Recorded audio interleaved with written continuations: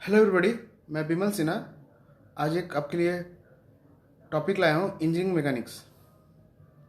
तो इस वीडियो को आप शुरू से लेकर लास्ट तक जरूर देखिए, तब जो मैकेनिक्स है जिसका बेसिक आइडिया एंड कॉन्सेप्ट है वो आपको अच्छे से क्लियर होगा। उसके पहले आप मेरे यदि चैनल को सब्सक्राइब नहीं किए हैं तो प्लीज़ सब्सक्राइब कीजिए, इस वीडियो को लाइक कीजिए एंड शेयर कीजिए। तो चलिए स्टार्ट करते हैं। देखिए, मैकेनिक्स पहले हम समझेंगे मैकेनिक्स क्या है। ठीक है, तो मैकेनिक्स एक पार्ट ऑफ फिजिक्स है जिसमें फोर्सेस का जो इफेक्ट है उसको हम पढ़ते हैं। तो वो तीन पार्ट में डिवाइड है: engineering mechanics, mass and fluid mechanics. Engineering mechanics मतलब mechanic of solid body, mechanics of rigid body लिखा गया है। मॉस में मैकेनिक्स ऑफ डिफॉर्मेशन बॉडी लिखा गया है, और फ्लूइड मैकेनिक्स में मैकेनिक्स ऑफ फ्लूइड एलिमेंट लिखा गया है। रिजिड बॉडी क्या है? रिजिड बॉडी जिसमें हम सिंपल सा कोई भी फोर्स दे रहे हैं तो उसका जो शेप एंड साइज उसमें चेंजेस नहीं हो रहा है, मीन्स उसमें डिफॉर्मेशन नहीं हो रहा है, जिसका जो shape and size as it is वही है। यदि थोड़ा भी डिफॉर्मेशन हो रहा है तो वो नेग्लिजिबल है, मीन्स हम ऐसा देख नहीं पा रहे हैं। मॉस मीन्स किसी भी चीज़ को हम, जैसे इलास्टिक रबर, उसको हम टेंसाइल फोर्स मीन्स एक पॉइंट है, जिस पॉइंट से हम पॉइंट से आगे की तरफ यदि हम कोई फोर्स है उसको फोर्स लगा रहे हैं, मीन्स उसको हम खींच रहे हैं outward from it centre point. तो the length of the elastic rubber increases, लंबा हो जाता है। फिर after within elastic limit हम जब उसको छोड़ते हैं तो वो एक्चुअल पोजिशन पे आता है, मीन्स बॉडी डिफॉर्म कर रही है। तो उसमें हम स्ट्रेस डेवलप होती है और डिफॉर्मेशन जो है, चेंज इन लेंथ वगैरह हम पढ़ते हैं। और फ्लूइड मैकेनिक्स एक पार्ट है जो मैकेनिकल इंजीनियरिंग का है। उसमें क्या है, फ्लूइड एलिमेंट्स में जो फोर्स एक्ट हो रही है और उस फोर्स एक्टिंग होने से different pressures and related concept हमसे पढ़ते हैं। तो आज हम पढ़ेंगे मैकेनिक्स, इंजीनियरिंग मैकेनिक्स। ठीक है, तो चलिए देखते हैं। मैकेनिक्स को दो पार्ट में डिवाइड किया गया है, स्टैटिक एंड डायनेमिक। स्टैटिक मतलब स्टेशनरी बॉडी। यदि कोई स्टेशनरी बॉडी है उसमें हम फोर्स लगा रहे हैं, अब फोर्स लगाने से रिएक्स जो फोर्स मेरा अप्लाइड फोर्स है वो मेरा एक्शन है, एक्शन की वजह से रिएक्शन फोर्स होगा। एग्जांपल के तौर पे मेरा हम लोग का वेट जो है इस वो एक्शन है, हमेशा ग्रेजुअली डाउनवर्ड काम करता है टुवर्ड द सेंटर, एंड हमारे फोर्स की वजह से एक रिएक्शन फोर्स जो है similarly in same magnitude in upward direction काम करता है। तो वो है एक्शन एंड रिएक्शन। तो उसी तरह जो फोर्स यदि हम किसी भी चीज़ में लगाएंगे, वो बॉडी यदि स्टेशनरी है, स्टैटिक है, तो उसमें चेंजेबिलिटी आ सकती है। वो रेस्ट पोजीशन से मोशन में आ सकती है, मोशन से रेस्ट में आ सकती है। स्टैटिक कंडीशन में जब है और उसमें हम फोर्स लगाने से उसमें जो क्या इफेक्ट होगा हम स्टैटिक में पढ़ेंगे। एंड डायनेमिक मतलब जो बॉडी मोशन में है, कोई बॉडी मोशन में है उसमें हम फोर्स लगाए तो उसका वेलोसिटी बढ़ सकता है। ठीक है, एसिलेशन उसका एसिलेशन एसिलेट कर सकता है, या उस पर रिवर्स डायरेक्शन में हम फोर्स लगाएंगे रिवर्स डायरेक्शन पे तो उसमें डी एसिलेशन हो सकता है। तो वो दो टाइप है, एक काइनेमेटिक्स एंड काइनेटिक्स। काइनेमेटिक्स में है, मान लीजिए कोई बॉडी मूव कर रहा है, ठीक है, उसमें हम applied force in same direction लगा दिए तो उसका एसिलेशन होगा, जो हम फिजिक्स में पहले पढ़ चुके हैं। तो उसको वेलोसिटी यू से चेंज होगा वी में। इनिशियल वेलोसिटी 50 किलोमीटर चल रहा है, तब वो 70 किलोमीटर में चल गया, किलोमीटर पर आवर में। तो उस समय हम फोर्स का जो इफेक्ट पड़ रहे हैं, मीन्स फोर्स लगाने से उसका U V and A and displacement and time period में हम उसका डील करते हैं। And kinetic means only force को कंसिडर करते हैं और फोर्स का हम इफेक्ट जो भी रिलेटेड कॉन्सेप्ट है इफेक्ट को पढ़ते हैं। तो चलिए नेक्स्ट पेज में जाते हैं। Definition of mechanics: the branch of physics that deal with the action of forces on bodies and with motion, comprised of kinetic, static and kinematics. The theoretical and practical application of this science to machinery and mechanical equipment. तो मैंने बताया action of forces on the body on bodies with motion, comprised of kinetic, static and kinematics मैंने बताया। ठीक है, engineering mechanics means it involves the application of principle of mechanics to solve real time engineering problems। जो भी मेरा engineering problems है उसको हम सॉल्व करें, जो रियलिटी होगा। स्टैटिक एंड डायनेमिक मैंने डेफिनेशन में बता दिया। स्टैटिक में means the branch of engineering mechanics which deal with the forces and there effects while acting upon the body at rest, body rest पे रहेगा। सिमिलरली डायनेमिक में क्या डिफरेंस है, It is the branch of engineering mechanics which deal with the forces and their effect while acting upon the body in motion. जब body motion पे है उसका effect पड़ेंगे. इफेक्ट मतलब एक्शन की वजह से रिएक्शन है. Example, the subject of dynamic may be further divide into kinetic and kinematics. तो देखते हैं. The branch of dynamic which deal with the bodies in motion due to application of forces. Body यदि motion पे आ रहा है तो हम कोई भी बॉडी रेस्ट में उसमें हम फोर्स लगा दिए. जैसे प्लेइंग फुटबॉल है, उसमें जब हम किक करते हैं तो बॉडी फुटबॉल रेस्ट से मोशन पे आ जाता है. ठीक है, तो due to the application of forces, वो एग्जांपल है काइनेटिक्स का. और काइनेमेटिक्स क्या है? Kinematics is the branch of motion of body without considering the forces acting on them. It deal with the space real time shift of the motion of a body. सब example of kinematics concepts are displacement, velocity and acceleration. जो हम 9 से पढ़ रहे हैं, 11th science से लिया वो भी पढ़ रहा है. Due to the application of force some effects are observed in a body. Examples are, when body is in rest, we applied force, its condition change into motion. Due to the motion, if it is at rest, means u equal to 0, then it start motion, means it have some velocity v. After some time, if we applied forces in opposite direction, then due to deceleration, means minus a, negative acceleration, the v changes into 0 and body is at rest condition. So u v, again if v1 is the initial velocity,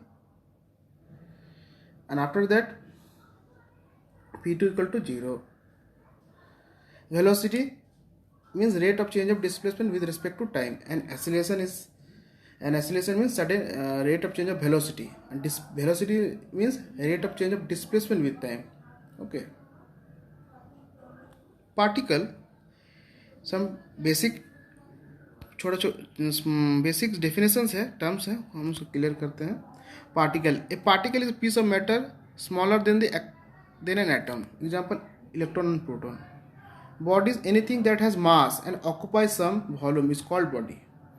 किसी का भी mass occupy करे and volume occupy करे, space, is called body. And atom is also a body. A box is also a body and car is also a body.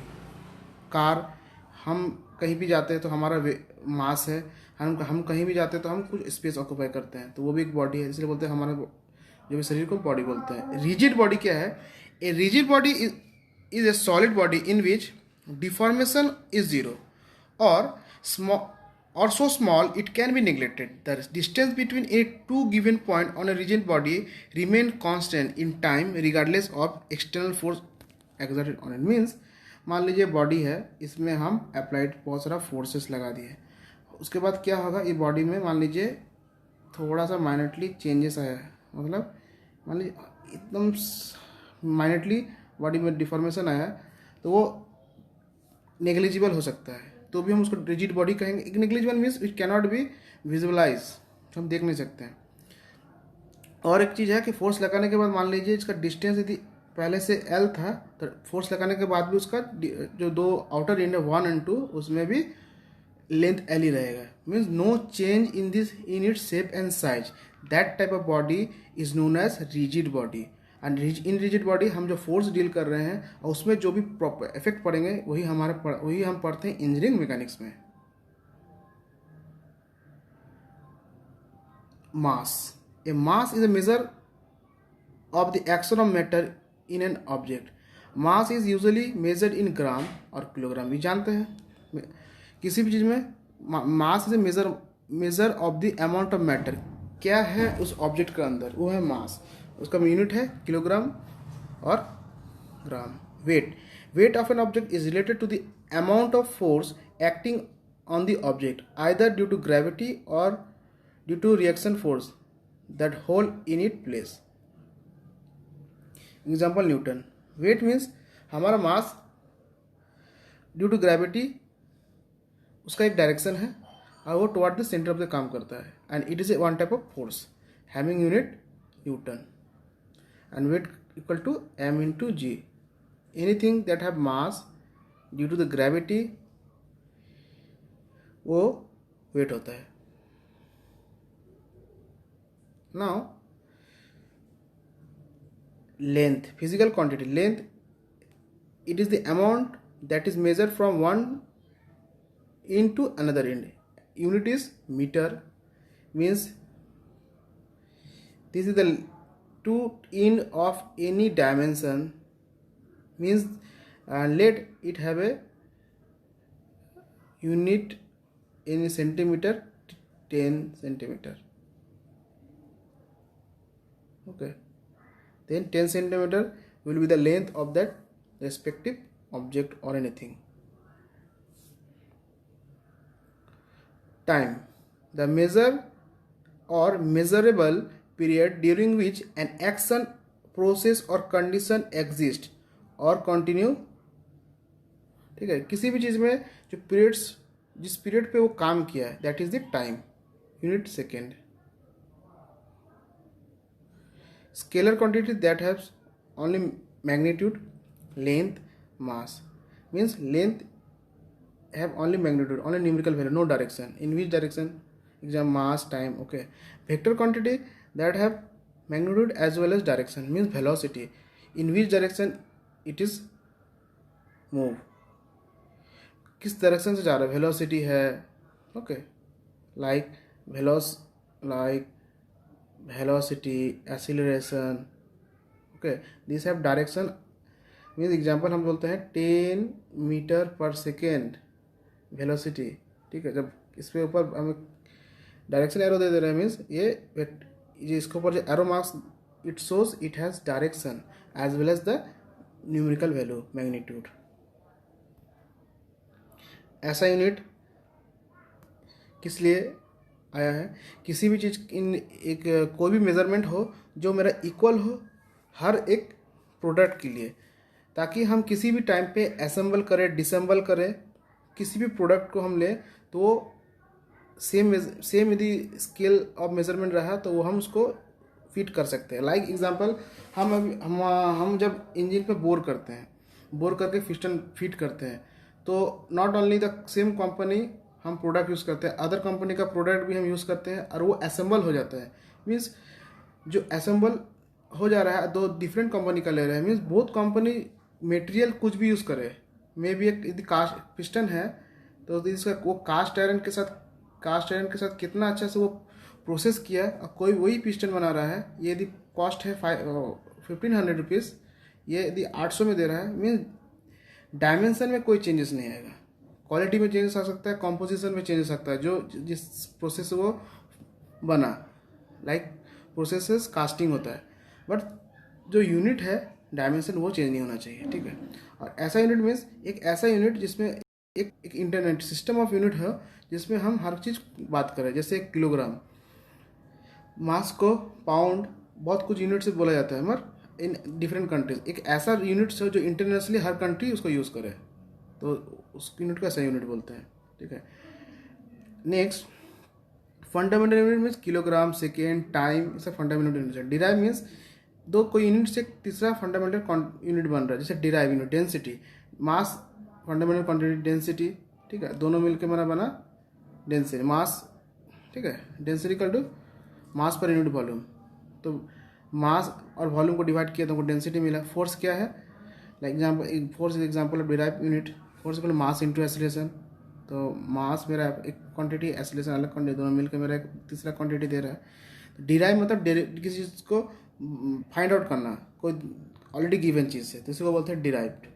और units है दो present already units है, जिससे हम next कोई units हम derive करेंगे. ठीक है, now most important is force. What is force?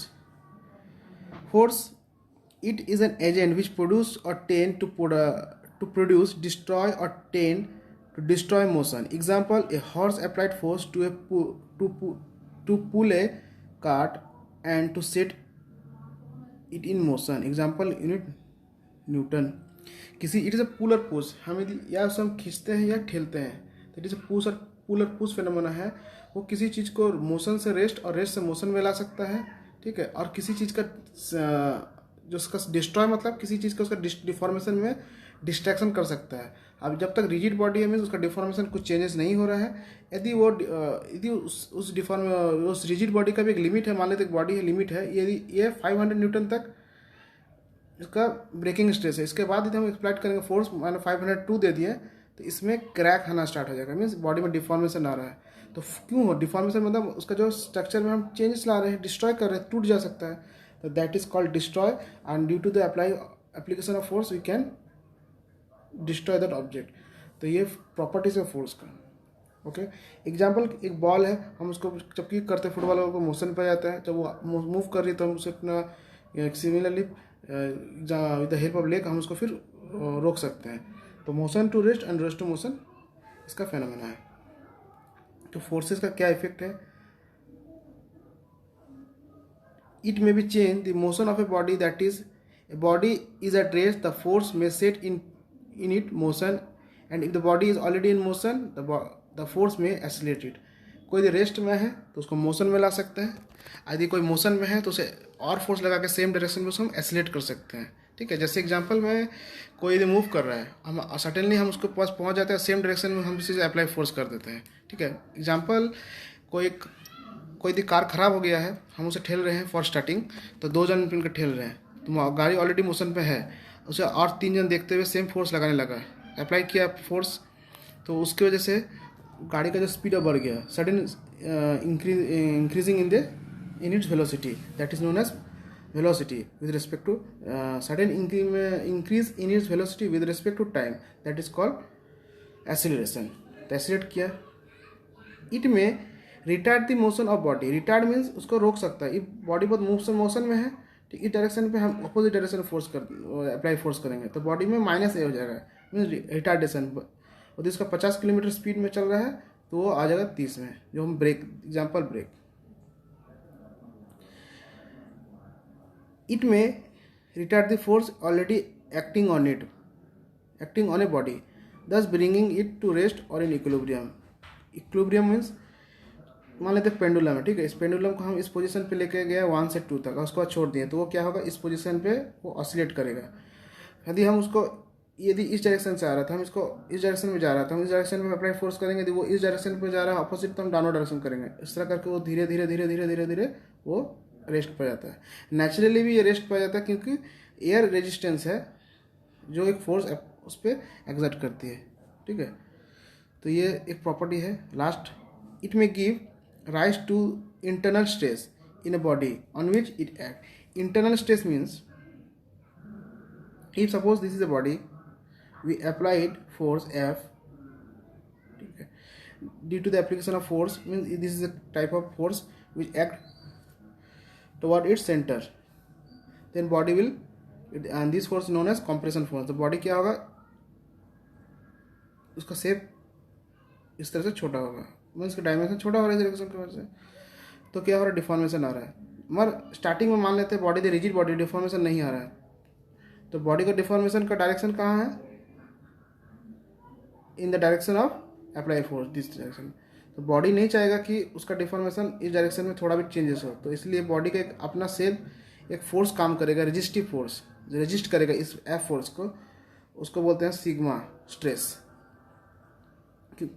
तो स्ट्रेस क्या है, स्ट्रेस इक्वल टू स्ट्रेस और रेजिस्टिंग फोर्स जो एक ही है, अप्लाइड फोर्स एफ एक है, ठीक है। नाउ स्ट्रेस क्या है, देखिए माने ये बॉडी है, स्ट्रेस इक्वल टू F/A, अब प्रेशर का फॉर्मूला आता है FA/A, हमने इसका एरिया है तो ये दोनों के लिए A होगा, ठीक है। हम यदि ये फोर्स लगा रहे हैं ये, ठीक है, इस फोर्स के लिए ये मेरा अप्लाइड फोर्स है FA, इस फोर्स के लिए प्रेशर जो जनरेट हो रहा है FA/A, ये मेरा अप्लाइड जो हम लगा रहे हैं, और अंदर से जो स्ट्रेस डेवलप किया, क्यों, क्योंकि डिफॉर्म बॉडी डिफॉर्म नहीं होना चाहिए, यहाँ से यहाँ तक मतलब कुछ चेंजेस डेल नहीं होना चाहिए, वो जो सिग्मा काम किया, ठीक है, उसको स्ट्रेस बोल रहे हैं, स्ट्रेस काम करेगा तो क्या हो जाएगा, एक ऑपोजिट एफ आर काम करेगा ये एफ ए को बैलेंस करने के लिए, ताकि बॉडी का जो डायमेंशन एकदम चेंज नहीं हो, ठीक है। तो this F R by A is known as stress. F R कब काम करेगा, जब बॉडी में पहले जब हम किसी चीज़ में फोर्स लगा रहे हैं तो उसमें डिफॉर्मेशन स्टार्ट हो जाएगा, उसमें शेप एंड साइज चेंज होने लगा। तो शेप एंड साइज चेंज होने के कारण से बॉडी में एक अपना रेजिस्टिंग फोर्स डेवलप होगा, जिसको बोलते हैं एफ आर, रेजिस्टिंग फोर्स, और वो एरिया को हम डिवाइड करेंगे तो उसको बोलते हैं स्ट्रेस। तो फोर्स की वजह से स्ट्रेस भी डेवलप हुआ, ठीक है। Characteristic of force, magnitude of force 100 Newton, 50 Newton, इसको इस तरह से लिखते हैं। Direction of line along which force act OX OY at 30 degree north east, so in it is also known as line of action of force. Nature of the forces, that is whether the force is pull or push. This is denoted by placing an arrowhead on the line of action of the force. मान लो ये body है, इसमें हम force लगा रहे हैं, तो इसमें ये हो गया पुशिंग, पुश, इसको यदि हम इस तरह से खींच रहे हैं बाहर की तरफ तो ये हो जाएगा मेरा पुल। तो बाय डायरेक्शन हम जान के हम पुल और पुश हम जान सकते हैं कि नेचर ऑफ द फोर्सेस क्या है। और उसके बाद नेक्स्ट है the point eight which the force can act on the body, the point eight which the force act on the body, किस पॉइंट में फोर्स काम कर रहा है, तो ये हमको जानना है। प्रिंसिपल ऑफ ट्रांसमिसिबिलिटी क्या है, it state if a force acting on A point on a rigid body it may also be considered to act at other point on its line of action provided this point is rigidly connected with body। means एक body है, हम force लगाएं, ठीक है, ये मेरा force F है, मान लेते हैं इसका सेंटर, ये लाइन है, इसका एक्शन इस तरह से गया, ठीक है। तो हर एक पॉइंट में, पॉइंट ए, ये फोर्स ट्रांसमिट ही हो रहा है, फोर्स का ट्रांसमिट हो रहा है, ट्रांसमिट मतलब एक जगह से दूसरी जगह जाना, इस फोर्स इस डायरेक्शन में फोर्स लग रहा है, तो इसी को बोलते हैं principle of transmissibility. Force transmit हो रहा है सेम लाइन एक्शन पे, इसको बोलते हैं principle of transmissibility of force. ना क्लासिफिकेशन ऑफ फोर्स, ये हम नेक्स्ट वीडियो में आपको बताएंगे। तो आपको वीडियो कैसा लगा, अभी तक मैं इंजीनियरिंग मैकेनिक्स का ओनली सिंपल कॉन्सेप्ट बताया हूँ। नेक्स्ट वीडियो में मैं बनाऊँगा classification of forces, then resolution of forces 1 by 1। So friend, यदि वीडियो को अच्छा लगे तो प्लीज़ शेयर कीजिए, लाइक कीजिए एंड चैनल को सब्सक्राइब कीजिए। Thank you.